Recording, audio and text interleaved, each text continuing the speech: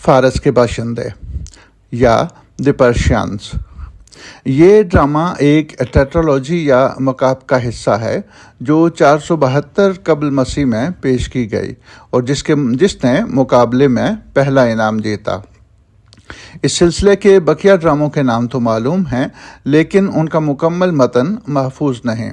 اس سلسلے کے بقیہ ڈراموں کا اس ڈرامے سے کوئی خاص ربط نہیں ملتا اور خیال ہے کہ اس ڈرامے کا یہ نقص ایسکیلس کے دور میں بھی محسوس کیا گیا تھا۔ یہ ڈرامہ یونانیوں کی فارس کے خلاف بحری فتح کے تذکرے پر مشتمل ہے۔ ڈرامہ کہانی کو فارس کے باشندوں کے نقطۂ نظر سے بیان کرتا ہے۔ تمام کردار غیر یونانی ہیں اور ڈرامہ کا مکانی منظرنامہ بھی فارس کے محلات ہیں۔ یہ قدیم المیوں کے سلسلے کا واحد ڈرامہ ہے جو کسی معاصر واقعہ کو موضوع سخن بناتا ہے۔ ڈرامے کا موضوع یہ زاویہ نظر بیان کرنا ہے کہ جو افراد یا قومیں ضرورت سے زیادہ تکبر اور استحکام کا شکار ہو جاتی ہیں ان کی تباہی ان کو آن گھیرتی ہے۔ لیکن چونکہ ڈرامے کا منظرنامہ اور کردار ناظرین سے مقامی جرات نہیں رکھتے، اس لیے یہ ڈرامہ ایک فرضی اخلاقی درس کی حیثیت سے آگے نہیں بڑھتا۔ اس ڈرامے کو پہلا انعام ملنا ابھی تک ایک سوال ہے۔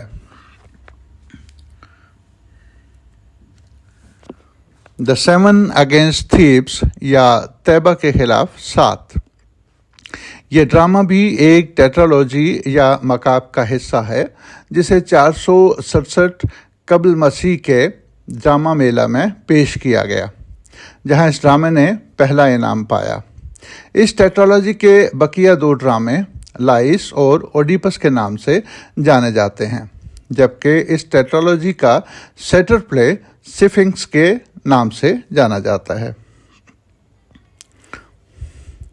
یہ ڈرامہ 2 بھائیوں کی لڑائی کے نتیجے میں شروع ہونے والی خانہ جنگی کو بنیاد بنا کر تقدیر کی حاکمیت کو موضوع بحث بناتا ہے۔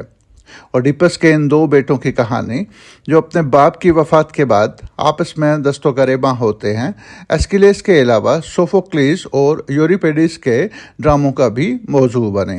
یہ اسطورہ اس دور کا مشہور ترین موضوع تھا۔ پرومیتھیس باؤنڈ یا اسیر پرومیتھیس۔ ڈراموں کی اس ٹریلوجی کے بقایا 2 ڈرامے پرومیتھیس جو آگ لایا اور آزاد پرومیتھیس کے نام سے جانے جاتے ہیں۔ اسیر پرومیتھیس ایسکیلس کے ڈراموں میں سب سے مشہور، اہم اور متاثر کن کام مانا جاتا ہے۔ یہ ڈرامہ یونانی اولمپین زیوس اور یونانی ٹائٹن پرومیتھیس کے درمیان نزاع کو کہانی کی بنیاد بناتا ہے۔ اس اسطورہ کے مطابق پرومیتھیس نے زیوس کی مخالفت کے باوجود انسانوں کو بچانے کے لیے انہیں آگ سے روشناس کرایا تھا اور پھر زیوس کے عطاب کا نشانہ بنا۔ اس ڈرامے کا موضوع بننے والے خدا کی فطرت، طاقتوں کے تصادم، عقل کی فوقیت اور انصاف یا نظم و ضبط کی فوقیت جیسے فلسفیانہ سوالوں نے آنے والے ادوار کے اکثر مصنفین، فلسفیوں اور محققین کو متاثر کیا۔ دی اورسٹیا۔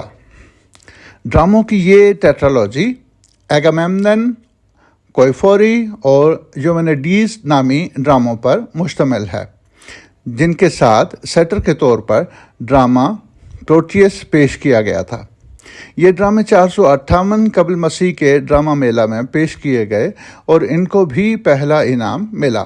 یہ واحد سلسلہ ہے جو مکمل محفوظ حالت میں ہم تک پہنچا ہے۔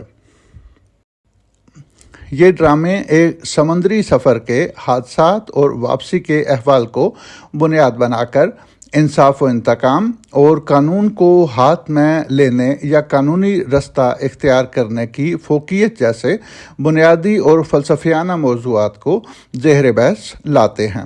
یہ ڈرامے اس سماجی ضرورت کی وکالت کرتے ہیں کہ اگر سماج کو پہلے سے بہتر، محفوظ اور مؤثر بنانا ہو تو یہ ضروری ہے کہ افراد میں قانون کی حکمرانی، कानूनी तरीक़े कार के मुअस्सर व कारआमद होने और शहरी अखलाकियात की अहमियत के एहसास को उजागर किया जाए।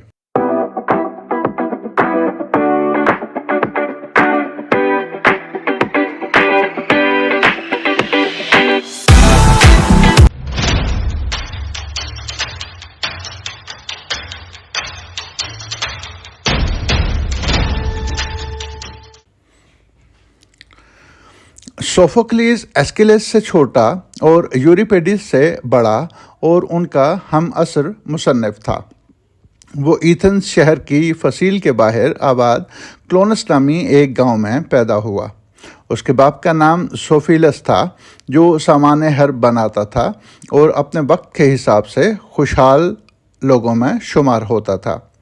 सोफोक्लीज ने अच्छी तालीम पाई और अपनी खूबसूरत जिसामत, तनोमन जुस्से, कसरती आदात और मौसीकी से शगफ की वजह से 16 बरस की उम्र यानी 480 कबल मसीह में फारस के खिलाफ यूनानी समंदरी फतह के जश्न के गीत गाने वाले कोरस की सरकर्दगी के लिए मुंतखब कर लिया गया।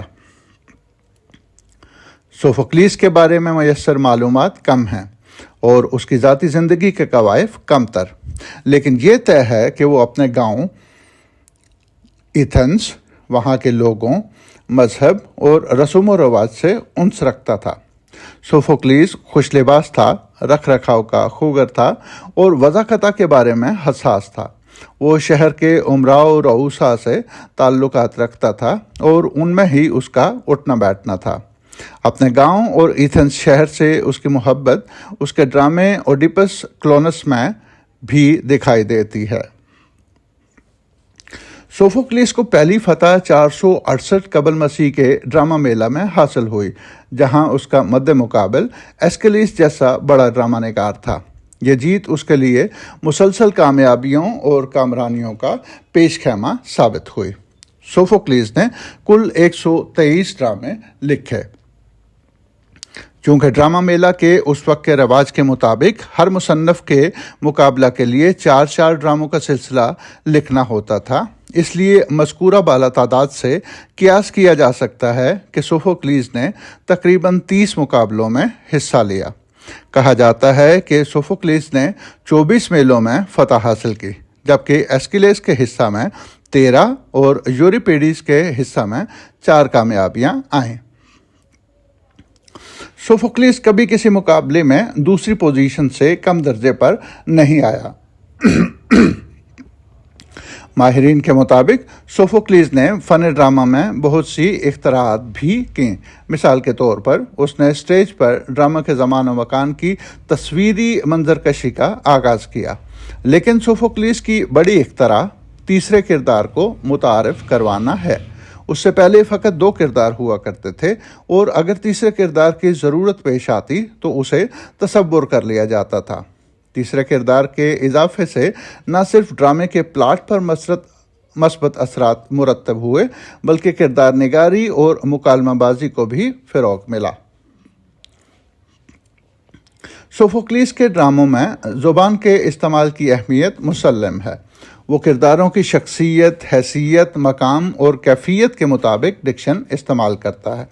उसके यहाँ ज़बान अरफा व मुअल्ला भी होती है, सलीस व सादा भी होती है, जज्बाती व मुश्किल पसंद भी और अमूमी और रोज़मर्रा के मुताबिक भी। अरस्तु की किताब पोइटिक्स में सोफोक्लीस के जा बजा हवालों से इस बात का अंदाज़ा होता है कि सोफोक्लीस के फ़न और ज़ुबान को किस कदर इज़्ज़त के निगाह से देखा जाता था। सोफोक्लीस और उसके हम असरों एस्किलेस और यूरिपिडीज के फ़न के तकाबुल के लिए नाकदाना नज़र डाली जाए तो सोफोक्लीस एक कट्टर मजहबी मुसन्निफ दिखाई देता है। वो ना तो एस्किलेस की तरह ईमानी और एतकादी मसाइल पर सवाल उठाता है और ना यूरिपिडीज की तरह अक्ली व मंतकी मसाइल को बयान करता है। हम देखते हैं कि वो अपने खुदाओं से, जिन्हें वो फितरी समझता है, मुकम्मल मुतमईन है और जब भी सवाल उठाता है बंदों की बरज़ा व रग़बत या जबरन तकदीर के आगे बेबसी या जहालत के हाथों होने वाले उनके अंजाम को उजागर करता है। सोफोक्लीस के सिर्फ 60 ड्रामे हम तक मुकम्मल हालत में पहुँचे हैं। ان کے علاوہ 90 ڈراموں کے فقط نام ہیں، ایک سیٹر ڈرامے کی 400 کے قریب سطور ہیں اور بقیہ ڈراموں کے چند ٹکڑے، حصے یا اقتباسات ہیں۔ سوفوکلیس کے یہ 7 ڈرامے اس کے فنی بلوغت کے دور کے لگتے ہیں۔ ان میں سے صرف 2 ڈراموں پر تاریخ درج ہے۔ کہا جاتا ہے کہ سوفوکلیس کا آخری ڈرامہ اوڈیپس کلونس میں اس کی موت کے بعد اس کے پوتے نے پیش کیا تھا۔ سوفوکلیس کے حالات زندگی پر نظر ڈالنے کے بعد اب آئیے دیکھتے ہیں اس کے کام کو۔ ایجیکس ایک ایسے شخص کی کہانی ہے جو اپنے غرور کے ہاتھوں اپنی ایک شکست کو اپنی ہزیمت سمجھتا ہے اور بالآخر اپنی ہی تلوار پر خود کو گرا کر خودکشی کر لیتا ہے۔ ایجیکس ٹروجن جنگ کا ایک عظیم ہیرو ہے۔ ایک موقع پر جرأت و شجاعت کا انعام اس کو نہیں ملتا، بلکہ اس کے مقابلے میں یہ انعام اوڈیسیس کو دیا جاتا ہے۔ ایجیکس اپنے غرور کی وجہ سے خود کو ہی اس انعام کا حقدار سمجھتا ہے اور انعام نہ ملنے کو اپنی ہزیمت خیال کرتا ہے اور یوں اوڈیسیس اور منصفین کو قتل کرنے کا منصوبہ بناتا ہے۔ یہاں پر ایک یونانی دیوی اس کی راہ روکتی ہے، جس پر بے بس ہو کر اور ذلت محسوس کر کے ایجیکس خود کو اپنی ہی تلوار پر گرا کر خودکشی کر لیتا ہے۔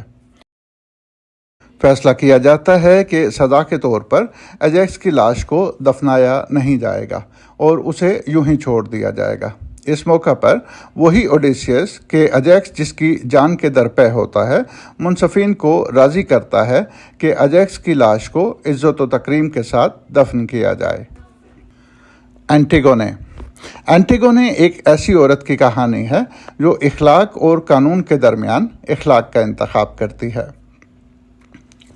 اینٹیگونے تھیبس یا تیبا کے سابق بادشاہ اوڈیپس کی بیٹی ہے۔ تھیبس پر اب اینٹیگونے کے چچا کریون کی حکومت ہے۔ اینٹیگونے کا بھائی پولینائسس تھیبس پر حملہ کے دوران ہلاک ہو چکا ہے۔ نئے بادشاہ کا حکم ہے کہ جو پولینائسس کی لاش کو دفنائے گا اسے بھی سزائے موت ملے گی۔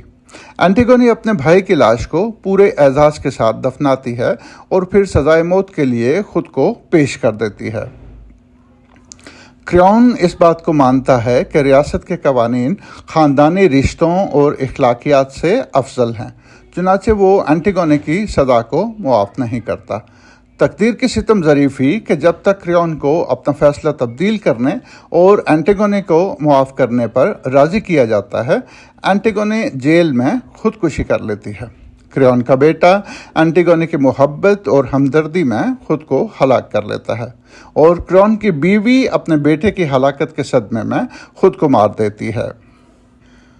چیکینین ویمن یا تراکیسی عورت، یہ ایک ایسے مرد اور عورت کی کہانی ہے جو اپنے غیر محتاط رویے، غلط فہمی اور حسد کی وجہ سے اپنا گھر برباد کر لیتے ہیں۔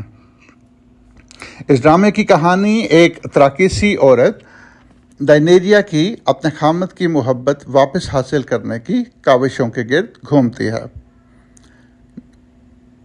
ڈائنیرا کا خامد ہیراکلیس یا ہرکولیس جنگی مہم پر ہے، جہاں سے وہ یہ سوچے بغیر کہ اس کی بیوی کے دل پر کیا گزرے گی، اپنی نئی کنیز کو اپنی بیوی کے ساتھ رہنے کے لیے اپنے گھر بھیجتا ہے۔ اس کی بیوی کنیز سے مل کر اس احساس میں گرفتار ہو جاتی ہے کہ اس کا خامد اب اس میں دلچسپی نہیں رکھتا، اور یوں وہ اس کی توجہ حاصل کرنے کے لیے جو کوششیں کرتی ہے ان سے الٹا اس کے خامد کو ہی نقصان پہنچتا ہے۔ جب ڈائنیرا کو اس حقیقت کا علم ہوتا ہے تو وہ خودکشی کر لیتی ہے۔